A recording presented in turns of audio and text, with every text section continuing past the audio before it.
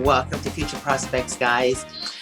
You know, boy, I gotta think of a different intro sometimes because I'm so excited.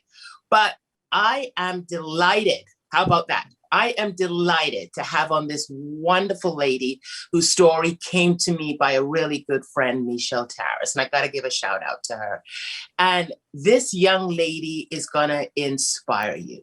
She is going to let you know not to hold back, not to let the past define your present and your future.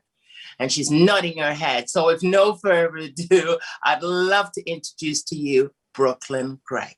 Hi, Brookelyn. Hello, I'm so happy to be here. I've been looking forward to this for so long now, and I'm very excited and very thankful for you. You're welcome, hon. You are so welcome. Just gonna pick at you for one little minute. How long have you been excited to come on Future Prospects? Since I heard that you emailed me, I was super excited. I was like, I've never done anything like this before, and this is going to be my first shot at an interview type TV show. So it's been a very long time. Well, awesome, honey, because it's a whole team that does this. It's myself, Rogers TV, and the great team behind everything that brings these stories to air. So we are delighted to have you on, sweetheart. Delighted. So your story came to me by Michelle Terrace, who knows your mom. And she emailed me and she goes, Joy, you got to have this girl on. Da, da, da. So long story short, I listened. We did a pre-interview and I was fascinated, but not only inspired, but the viewers are going to find out that you and I have something in common.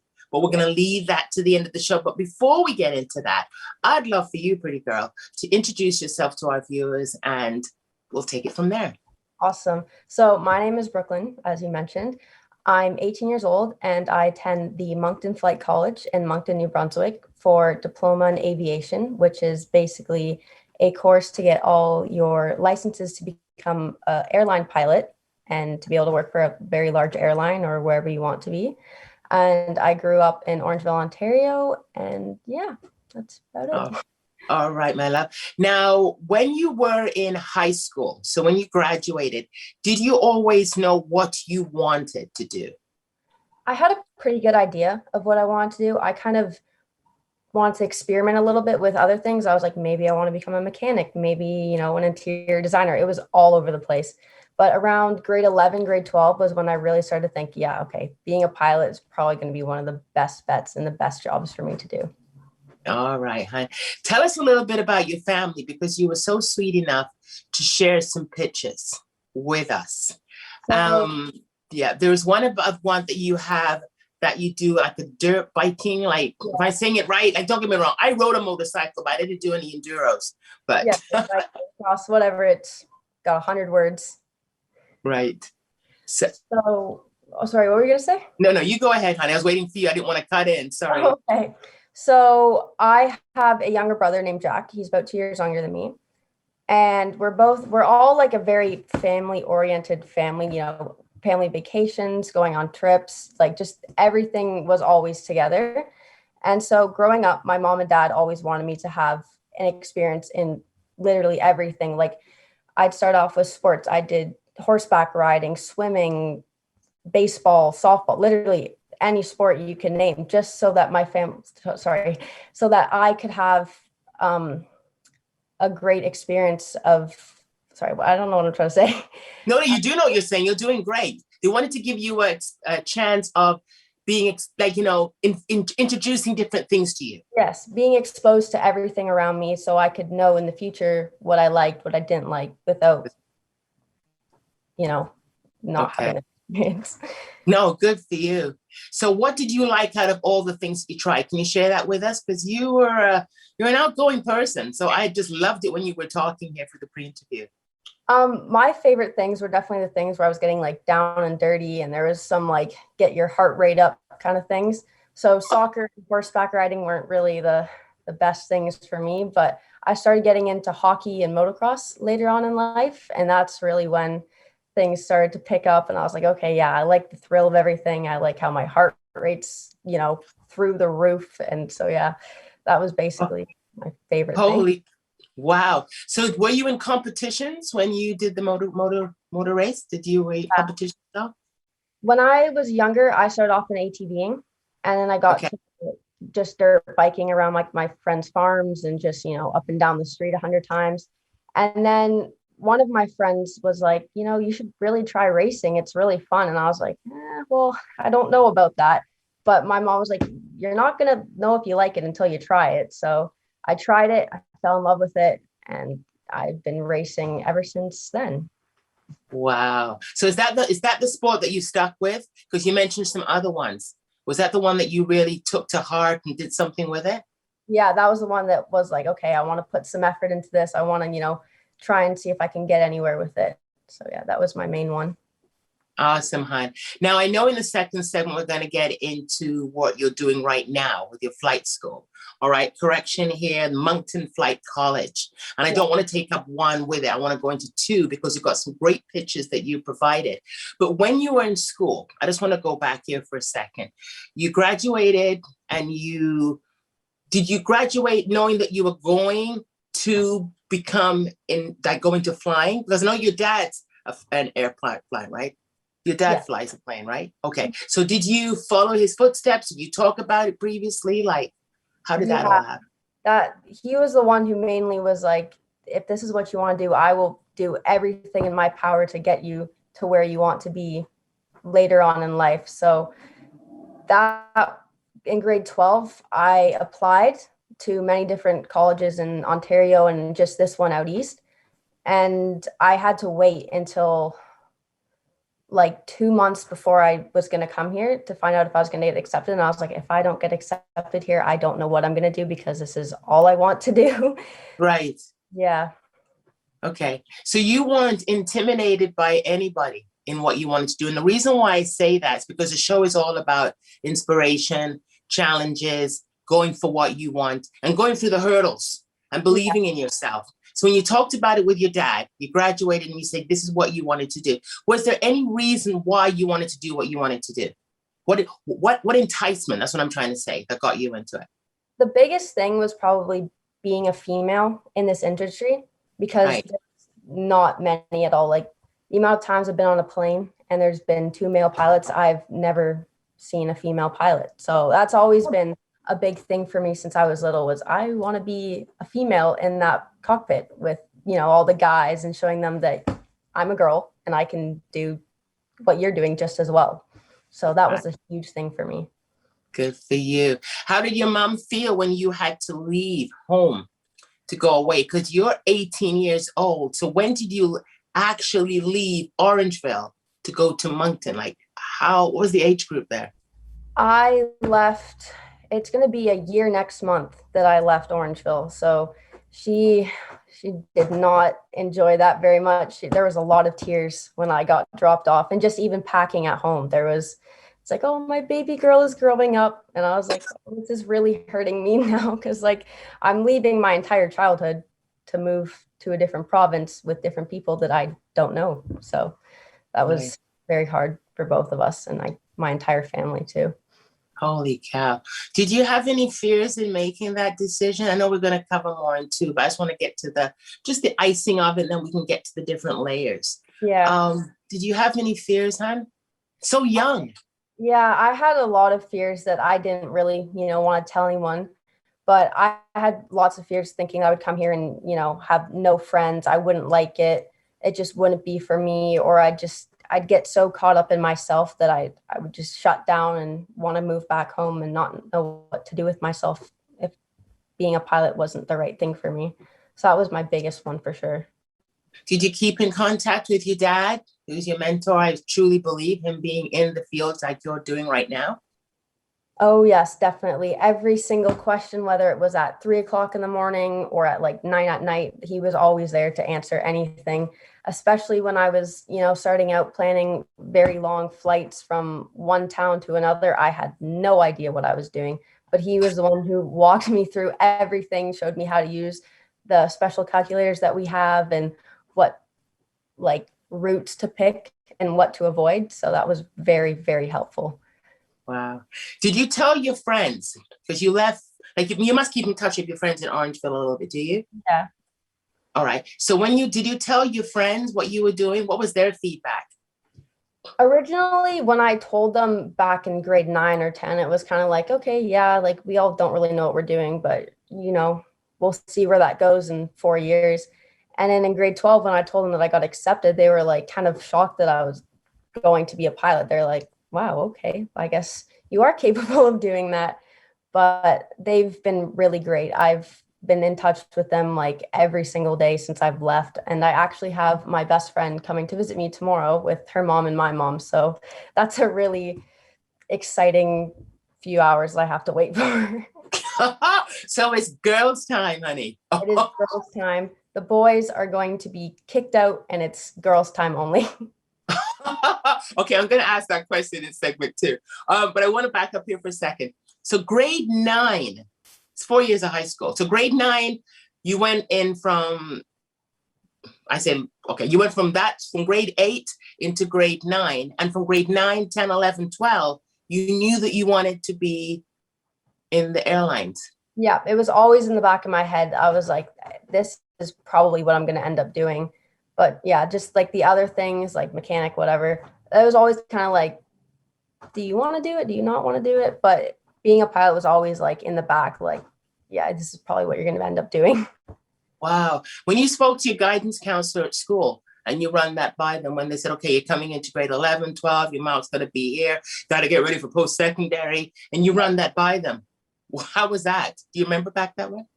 I remember a bit of it, and it wasn't really too informative, I guess. They were just kind of like, I know nothing about aviation. Like there wasn't really any helpful tips for me because, there's not a whole lot of people who just up and decide they want to be a pilot from like grade 9. So yeah, there wasn't really a lot of help with that, which was hard. But I mean, I had my dad and my mom who basically knew everything already about where the best schools were. So that was kind of my guidance counselors, was my mom and dad. That's great, huh? What would you like to see better? And it's a question I ask students all the time. Because you go to school, you choose something that's a little different. Well, I suppose there's other aviators out there in the aviation business. But what I'm saying is you're not going to post-secondary. Yeah. You're not going to be, I'm just being honest here. You're not being a doctor, a nurse, a teacher, or a lawyer. Yeah. Right? You know what I'm saying? Yeah, exactly. Right. When you look at it, what would you like to see with the guidance counselors when you look back at it? What would you like to see more happening within the school before we go? I knew this was going to be an important thing. Even in grade 9, I knew that there was not going to be a whole lot of, tips from guidance counselors into what I want to do. But I would love to see them, open up the mindset for younger kids and branch out from just doctor, lawyer, teacher, because there's so many more opportunities opening up with other jobs, with trades and just other things that like they don't really focus on because it's not really I guess I don't know how to say it's the ideal job. I guess. Yes. It's a passion that you went for. It's a passion. Yeah, exactly. That's what open up more is for passion, not just, the 9 to 5. This is what we're teaching you. Yeah. You got it. On that note, honey, we got to go to break and we're going to come back with your amazing story. Stay tuned, guys. We'll be right back.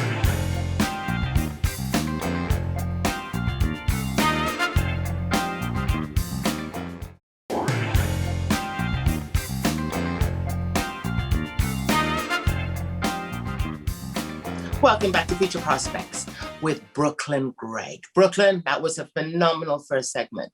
Thank you. I loved it. I really, really loved it. And you speak from the heart, like how we digressed on the commercial break there, because you're just being yourself and youth can relate to you and just going for what you want. So this now is all about you at Moncton Flight College. And what was it like leaving Orangeville to go to Moncton? What's Moncton like?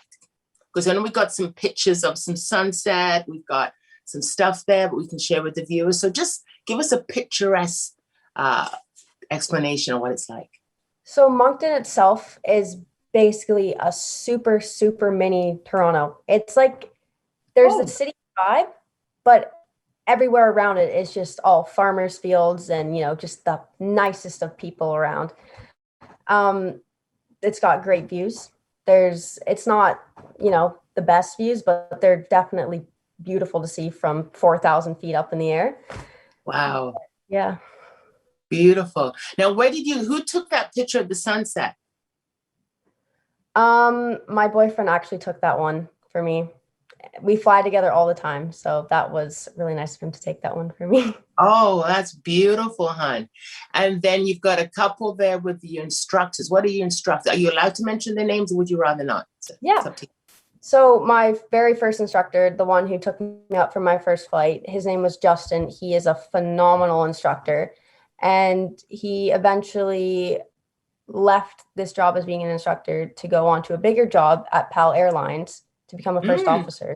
So knowing that my instructor was that good to go on and become a first officer was like, wow, maybe I'll do that one day. Oh, yes, you will, honey. Yes, you will.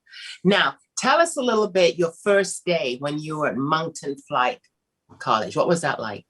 My first day was an orientation day. And because of COVID, we were all split up into like 4 different groups based on our groups.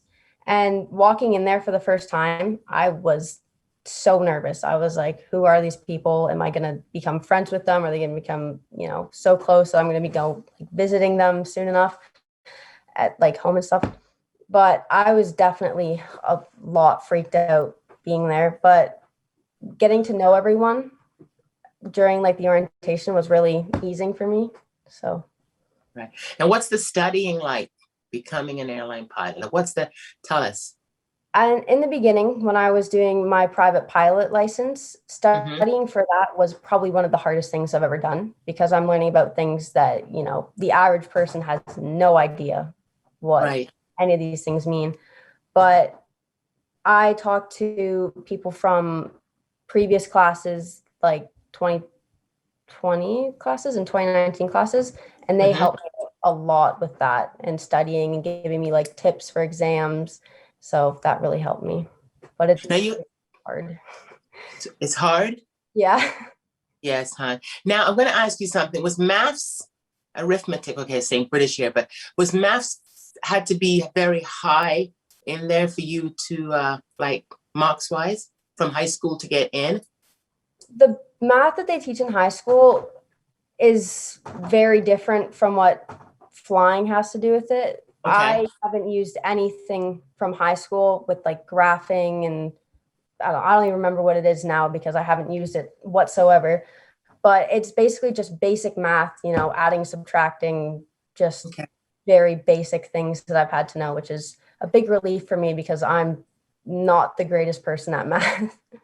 I joined the club. Sorry. I still use a calculator till this day, and I'm not ashamed of it. Yep. So it's all good. It's all good. So you left Orangeville, went to Moncton. You enrolled in Moncton Flight College. I've looked down on my paper to make sure I said the name right. Now, the house that you're in, so you had to find a place to live. So tell us a little bit about that. So my mom and dad came up with the idea of just flat out buying a house here because it would be, a good investment for them in the future when we go to sell it once, everyone's done with school and, move on. Good. But because of COVID, because we couldn't come down here because of the borders and stuff. So we actually had to buy the house online and have our realtor FaceTime us to show us the house. And we showed up on the day that I moved down here and saw the house for the first time. And it was a big surprise. So. Wow. So how big is the house? Because it's not just yourself that lives in there, right? No, I live with now 3 other boys. So. Oh my gosh. So you're the only girl? I'm the only girl. And it's difficult sometimes. I like the way you held on to that. It's difficult sometimes. Yeah. Okay. How is it difficult? I gotta point a little bit here. I gotta poke it. It's definitely hard because, we all like to have our girly talks with one another. And the boys they don't really understand it sometimes. They have the minds of, boys. So I would definitely like to, have just another girl here just to talk to about, just life stuff that you don't want to tell boys. But, yes. Yeah. So you must lie in your bed at night like this going, No, no, no, no, no. Yeah, there's definitely been a lot of FaceTime calls with the girls back home because, girl talk. That's good, hon. That's good. That's good. You found a place. I know they're guys, but how many more years now do you have left of your degree there, hon? Your Um, certificate. Is it a degree certificate? What is the word? it's a degree. Degree. Okay. All right. So we are expected to finish our entire program by, I believe it's May of next year. And then we'll be Ooh. done, which is scary because I don't know what's going to happen after that. Okay. Tell us. Well, why are you scared? Why? Right now with the airlines, of course, COVID's, Yeah. Ruined everything and layoffs and stuff. So I'm not really sure what's going to happen. I don't know if I'm going to move back home, if I'm going to stay here and become an instructor, or, where I'm going to end up in the future, which I haven't started thinking about at all because I'm just, I'm enjoying the moment that I'm in. And I don't want to think about the next step just yet because I like where I am. Okay. So what I'm gonna do, I'm gonna change it, and I'm gonna get back onto the fun stuff. All right, honey. All right. So you sent us a picture of, I think it's an airplane because of Zoom. I can't get to see, but you got a like an airplane wing out the window. Mm-hmm. All right. So were you flying and somebody taking that picture? Because I hope to God you weren't taking the picture and flying the plane. Oh no, my instructor was flying, and I was like, I need to take a picture right now because the sunset, or I don't know what was in the picture. Right. I need to see and have this picture forever. So Beautiful. Was that your first flight or? I don't believe so. I don't think it was. Okay. Can you tell us what it was like? Okay. Driving a car, you're going for your license, right? You got your driver's license, right? Yeah. Okay. So it's driving a car, you're turning the baby, especially when they ask you to do that park, what's that park? Sorry? Parallel parking? Yes, like forget it, man. Like I'm not the best at. I find the widest thing. I find the widest space, Brooklyn, between two cars before I park there. So I get teased about it all the time, but it's not about me, it's about you. So now you're in that plane and you're holding on to that, what do you call it? Is it like a wheel? It's a wheel? We have a yoke. It's just a joystick, basically. Oh, a joystick. Okay. What was that like? Like, just tell us, what was that like? Like, oh my God. It was very strange at first because you're used to holding on to a car steering wheel like this, but all of a sudden you're holding on with one hand and you feel really just, I don't know how to say it, just open. Weird and I don't know how to say it, but it was just a really weird, uncomfortable feeling my first flight. But then I got used to it and I was like, okay, this is actually kind of cool. So. Oh my gosh. So did you scream and go, ah, oh my God, I'm actually flying this thing? My first solo I did one singular lap around the airport, and the whole time I was just like, I'm going to scream. I'm so excited. When I put the plane down, I was like, I'm going to cry now because that was the best moment of my entire life. Oh my God. You feel like to yourself, like, I'm here and I'm doing it. Can you just share with it for the viewers, other aviators out there that are women or men that want to do it? Can you just share the experience of how that just felt, the adrenaline? My adrenaline was through the roof for certainty. I was like, I am flying this plane by myself with, very little experience, but they trust me enough to go up by myself and do this, which is huge for me. It's just the best feeling in the world. You're up there, you're by yourself, you got no distractions, you're just focusing on whatever you have to do. And it's just a fantastic feeling. That's beautiful. Did you phone your dad and mom and your brother and tell them? Yeah, my first solo, I called them in the car and I was like up and down. I think my mom cried actually because she was so proud of me. But I was on the verge of tears too because I was like, I did that. Yeah, you should be proud of yourself every single day, Sunshine. Every single day. Now, the size of the plane. Tell me the plane that you fly around. Like, can you have passengers in the back too? One, like.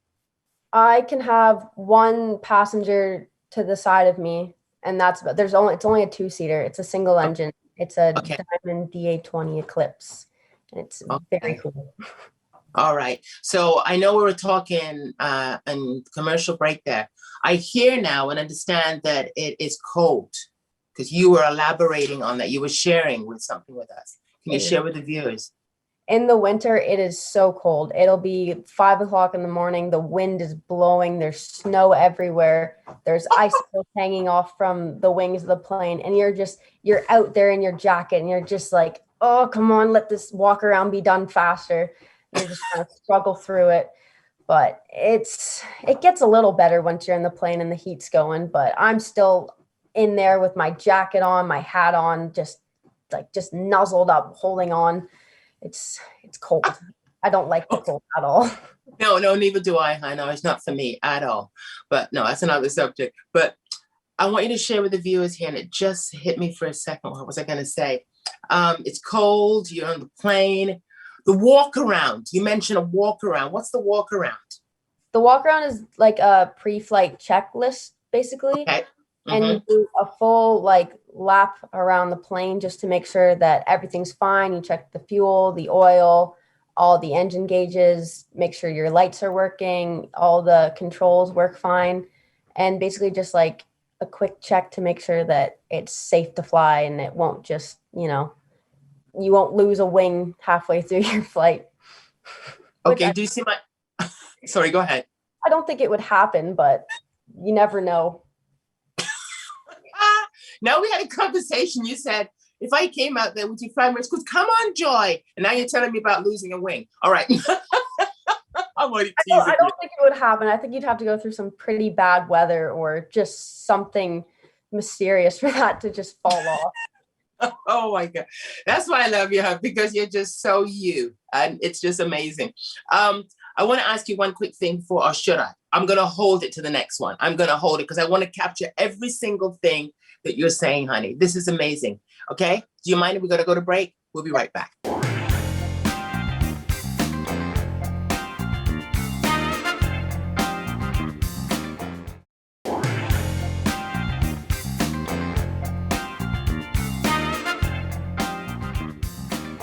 Welcome back with Brookelyn Greig. Oh my God, the wing. Well, that wing's sticking on if I come out there, because I'll do anything to keep it on. Great segment. So informative. And humor too. You kept it humorous, but also you gave a reality check to it all.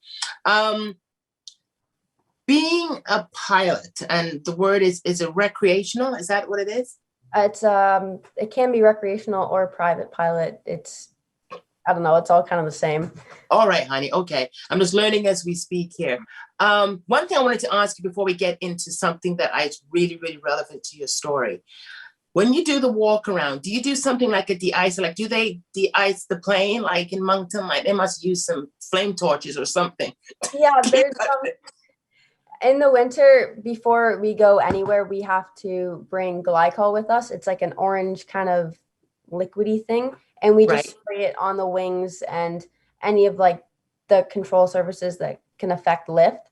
So that usually keeps all the ice off at all times, because we're not allowed to take off with anything adhering to our wings or stabilizing surfaces. So all right. And you shared with us I think it was a friend of yours, a gentleman what happened to him? Can you just share that with us?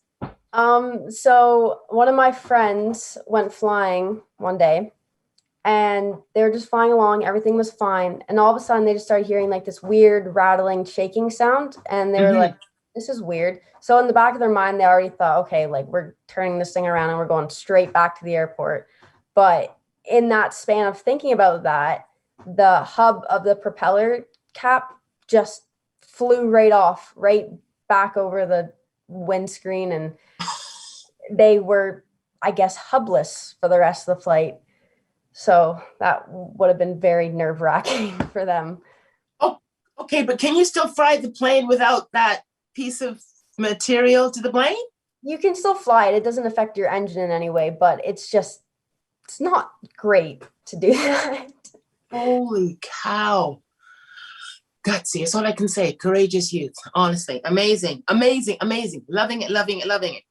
One thing I didn't give reference to was that beautiful picture that we ended segment 2 with. Who took that amazing shot of you? And you had your hair, it was shorter then, right?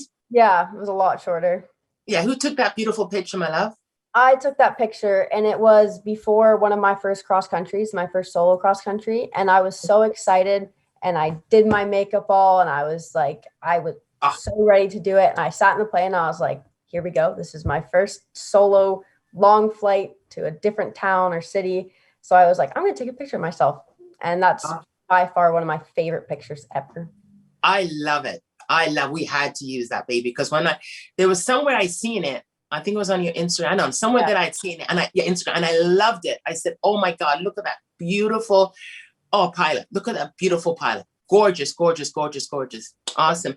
I want to get into something. I don't want to take away from it. You and I, if your mother shared it with me, and then I was nice enough to ask you through our pre-interview, if it's okay if we go there. And you're a young lady who has gone through a lot with health. And you and I are very relatable to this, and this blows me away. So I'm going to let you start on what you have dealt with and overcome. And it's a story that you need to hear, Brookelyn, because it's going to inspire their souls as well as it has done mine.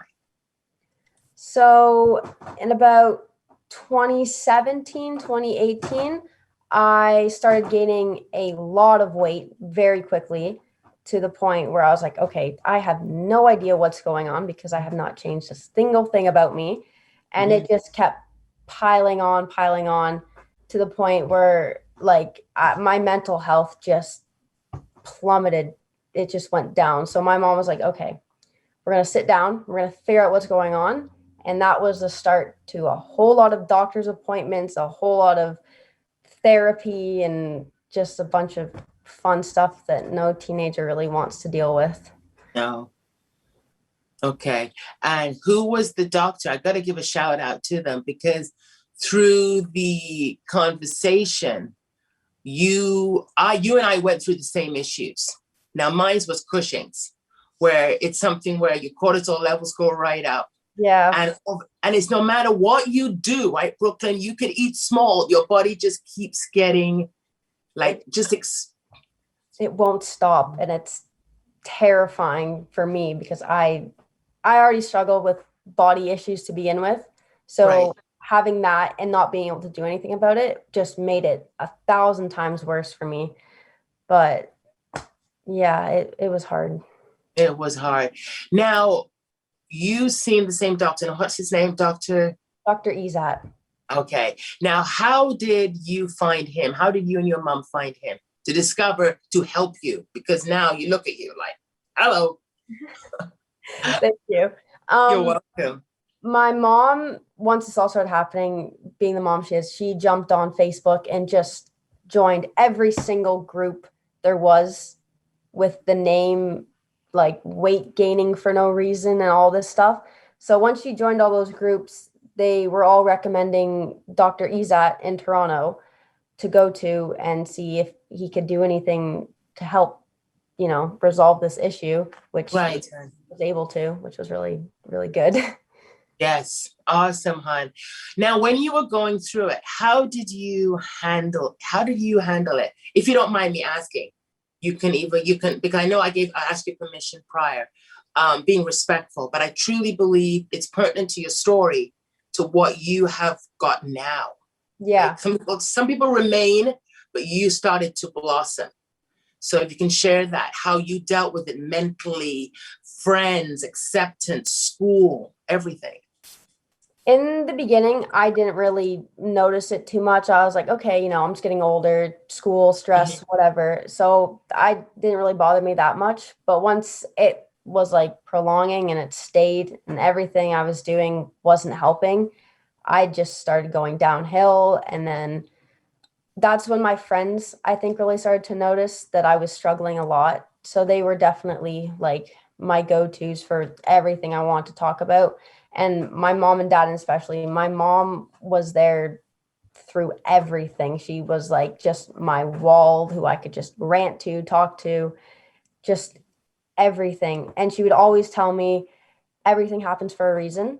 And this isn't going to define you for who you're going to be in the future. And don't let it get to you. Don't let it bother you.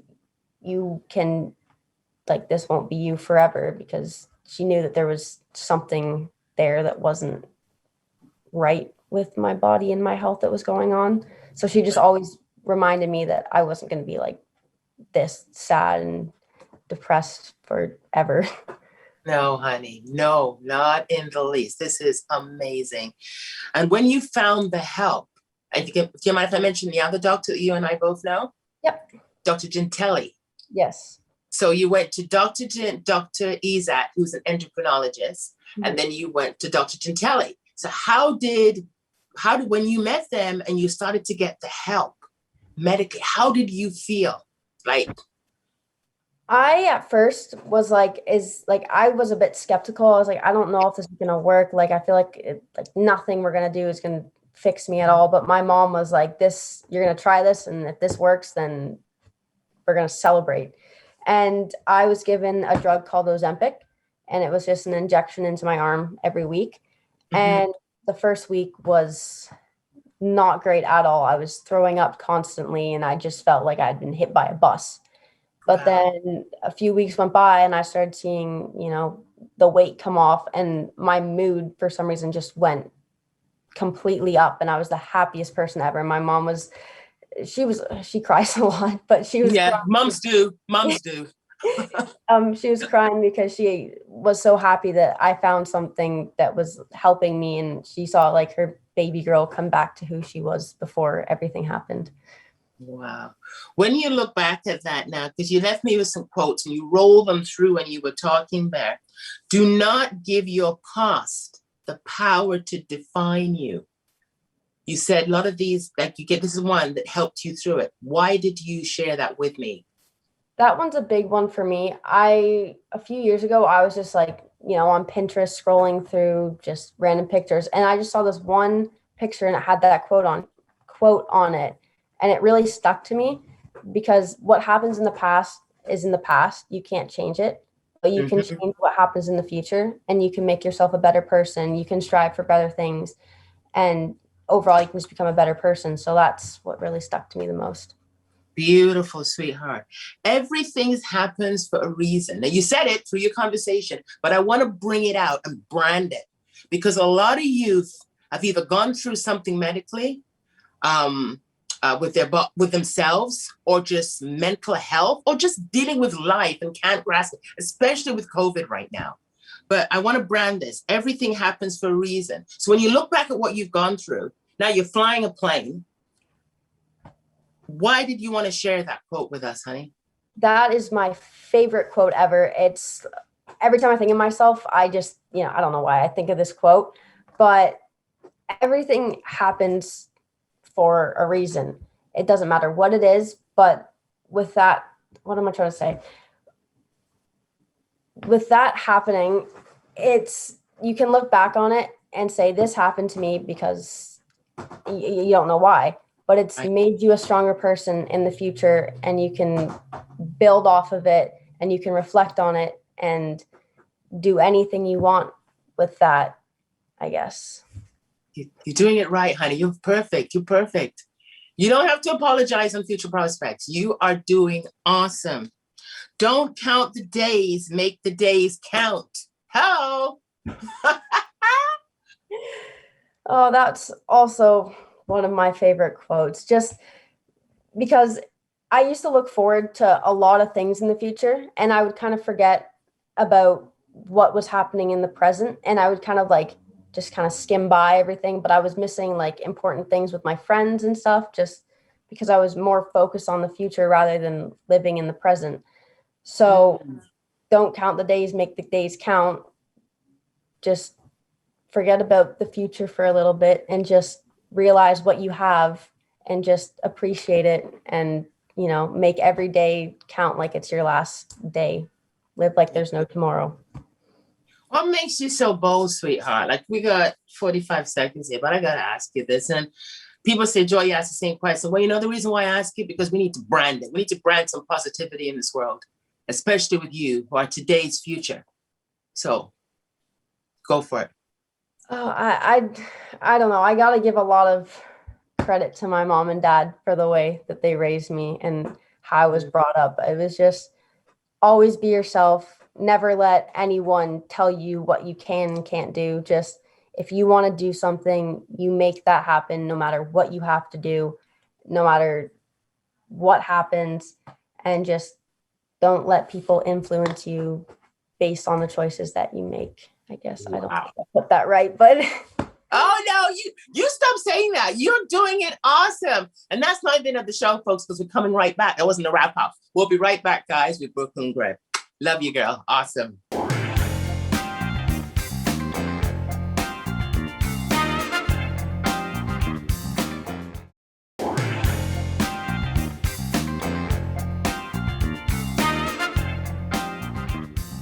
Welcome back with Brookelyn Greig. Brookelyn, I'm real. Okay. If anybody that knows me is Ron Clark, who does all the filming and works with me with the show. And I like to shout out to people because we need to embrace people that get us where we're going in life. And you story tonight is just incredible. It really is. And I love your honesty and just being yourself. When you look back on your life right now, what you've overcome, how do you feel? How do you feel about Brookelyn Greig? When you look at yourself in the mirror from the person that's had that major health challenge, but overcome it, and wow. I honestly feel very grateful and thankful for everything that's happened in the past, whether it was good or bad. Yes. Because without those things, I wouldn't be the strong person I am today. And I feel like those obstacles have made me very brave and courageous and, more understanding of other people and what the things that they're going through, because I know what the struggle is, and it's not easy to just, put on a face and pretend everything's okay every day, because some days everything's not okay, and that's okay. That's right. Now, you shared something with me, which I want to kind of shed light on. You said you're so excited to do the show because you watch a lot on YouTube. Can you capture that conversation and bring that to light here? Because that's really important. Yeah. So a lot of the things I watch on YouTube, it's the influencers who make their life seem like it's perfect all the time. And, there's money and there's, everyone just seems so beautiful all the time. And there's zero imperfections, and their friends are all so, just everything just seems like a fairy tale almost. But Right. the thing that, like, every time I watch those, I'm like, there's no way. Like, there's got to be like something there that's, I don't know how to say it, but it just seems all so fake. And I don't know. I like real things, I guess. Yeah. Why is it always good to be you? Just be comfortable in your own skin. I feel like it's easier to be yourself. It's a lot harder to pretend that you're someone that you're not. And it's a lot more noticeable if you're putting on that, fake face and you're trying super hard just to fit in, but you don't really realize until later on that you as yourself, you just perfect the way you are. And if someone doesn't like you, someone doesn't like you, but there's always going to be someone who will love you and just love the way you are, no matter what you do, I guess. Yeah. Accept yourself for who you are. Exactly.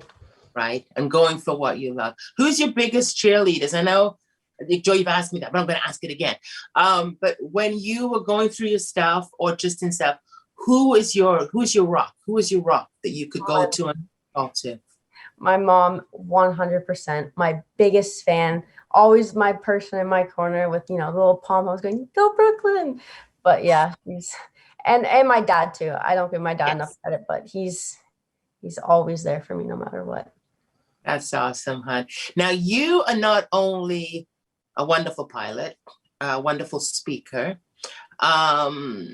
great student, great human being, great friend, which I can call you my friend now if you don't mind. You're welcome. You started a business yourself and your brother. What was the name of that business? So the company's name is Camnew's Candles, and it's a candle company that my brother and I started way back in 2019. I guess 2018 was when we started, coming up with the idea, but 2019 is when we launched and, became the real deal. So.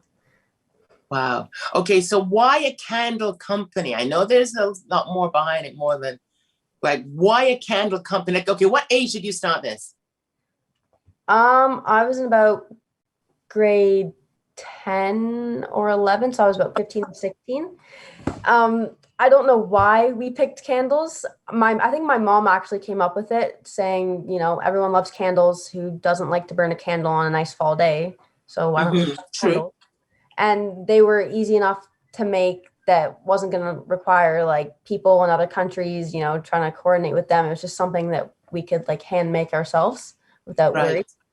So yeah, that was definitely an experience. Huge, huge, because I've seen pictures she sent me, like when we had the conversation. And your mom's name is your Heather. mom? Heather. Okay. So when she showed me all these pictures and she just kept throwing them at me, like, it was just so cool. You have an establishment in your garage, am I right? Yeah, that is a new addition that we finally finished last year around the summer. Mm-hmm. And it's basically a mini candle factory. You walk in there and there's candles lined up on the wall. There's wax melting. My mom's got her little office at the side. It is nuts. But it's nuts, huh? But what blew me away when Heather sent me the pictures is that it's clean. It is so clean, folks. You could eat off the floor, and I'm not exaggerating. When Heather sent me the pictures, I looked and I said, "What in heaven? A candle place that looks like that? It is incredible. Like, who's the one that keeps it so neat and like organized?" My dad, he is a neat freak. He's got everything labeled. He's got his like all his tools lined up and they're all dusted and it's I don't know how he does it. It's beautiful. Oh, it is. It really, really is. Now, share something with us that she sent you. What did she send you? Or what does she send you sometimes? She sent me this candle and it says Oh, I miss you.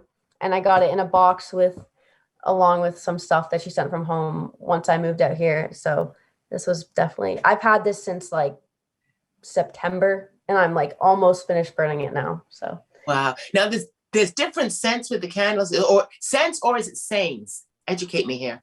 there's both the scents and There's saying. There's a mix of everything. There's a lot of them. beautiful, honey. Do you miss it in a way, getting in there? At Christmas, I was working my butt off just to get some, extra spending money to come back. Yeah. But I do miss it a lot because one of the big things is me and my brother do candle deliveries around Orangeville.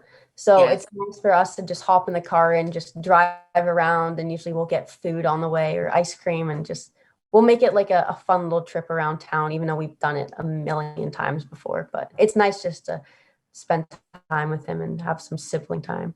Yes, honey. That is very important. Not that, like, it's good that you get along. That's Yeah. amazing, honey. That is amazing. So the name of the company is, Kind Moose candles. now, who came up with the name Kind Moose? I I was thinking about this just last week, but I found an old screenshot on my phone of our Wi-Fi names, and our Wi-Fi name was Kind Moose back in 2016. Oh, So I think we were trying to go for like a Canadian like theme. vibe, I guess. And then Mhm. our Wi-Fi name was Kind Moose, moose, kind, happy Canadians. It just kind of went together, and I was like, why don't we just call it Kind Moose, like the Wi-Fi? And Wow. I don't know. It just stuck and everyone really likes the name. So Now, that is awesome, hon. And you started it at such a young age. Like such a young, and your mom now runs it with your brother. yeah, that's a full-time thing for her now. She just retired and now she's a full-time candle maker. Wow. And what was her profession before? She was a flight attendant for Air That's Canada. right. See? So things always work out. Yeah. Right, Brooklyn? They always work out, honey. Always, always. So how big are you? Like where is it that you are? Because I know you've done some really good marketing with it. We've shipped orders out as far as BC Right? and gone like coast to coast now. And Mhm. it's really cool to see in Orangeville because I was wearing a Kind News sweater one day and I went to Staples just, to get some more printer cartridges or whatever.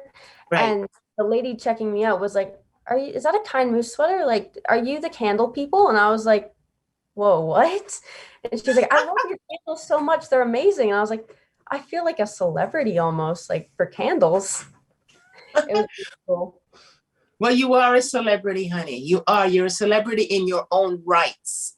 You don't need no Nielsen ratings. You're doing it every single day with just being your beautiful self, sweetheart. Your beautiful self. So when you look at yourself now, what does the future hold for Brookelyn Greig? Share.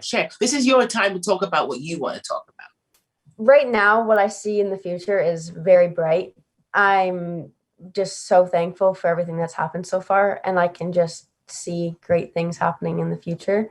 And just the people and the friends I've made so far from being here, I can see them being like lifelong friends, and people that you would invite to your wedding down the road, you're so close to them now. But I'm really excited for the future because I think it's going to be very bright for me. Wow. Now I'm going to just push it a little bit more because we're getting through COVID. We've come a long way, right? Yeah.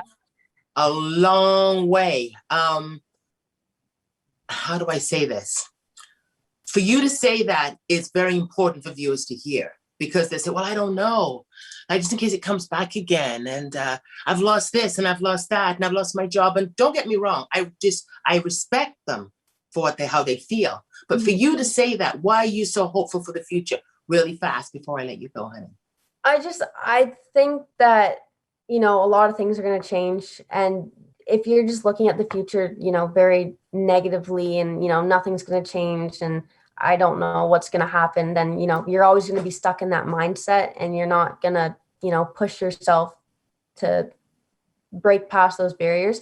But when you look at it in a very positive way, everything that happens from there on out just seems like, okay, everything's falling into place now.